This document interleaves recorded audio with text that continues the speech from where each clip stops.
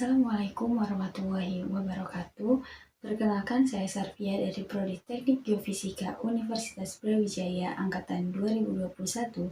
Di sini saya akan menjelaskan beberapa contoh pengaplikasian torsi.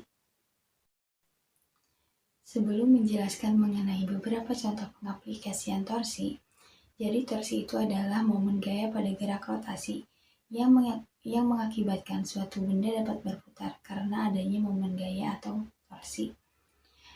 Momen gaya atau torsi adalah besaran yang menyatakan besarnya suatu gaya yang bekerja pada suatu benda dan mengakibatkan benda itu dapat berotasi.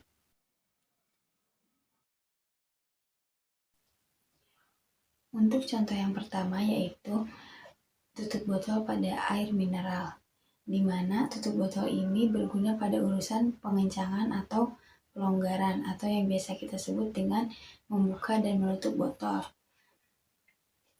Torsi di sini sebagai pemberi gayanya itu adalah lengan kita dan sebagai pusat rotasinya itu adalah tutup botol atau bagian mulut botol.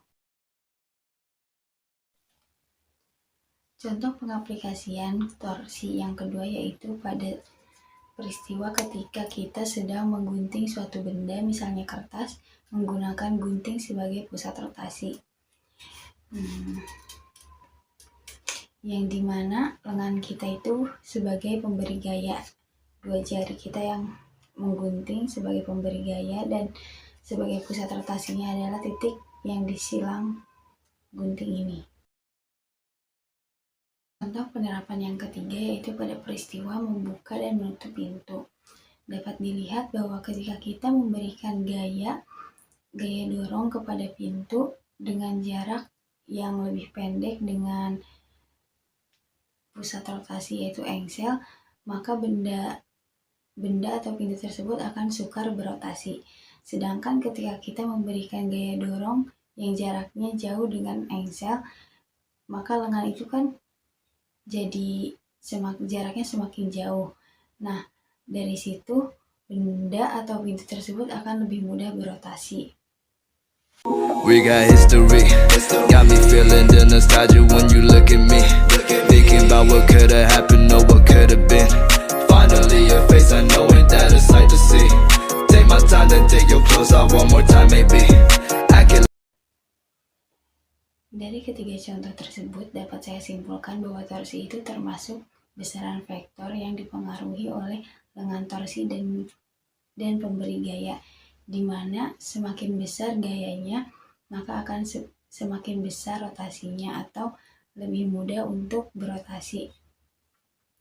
Dan jika semakin jauh jarak lengannya, maka torsinya itu akan semakin besar dan mudah berotasi.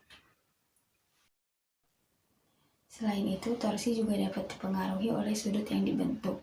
Misalnya ketika sudut yang dibentuk itu sembarang, torsi tersebut akan berotasi, tetapi percepatan sudutnya itu akan berbeda dengan sudut yang dibentuk jika 90 derajat atau tegak lurus. Yang dimana jika sudutnya 90 derajat, maka sin 90 adalah 1. Torsi tersebut akan torsi yang dihasilkan tersebut akan maksimal. Sedangkan jika arahnya itu lurus, berarti kan sin 0-nya itu adalah 0, maka benda tersebut tidak akan berotasi. Sekian penjelasan dari saya, kurang lebihnya saya mohon maaf. Wassalamualaikum warahmatullahi wabarakatuh.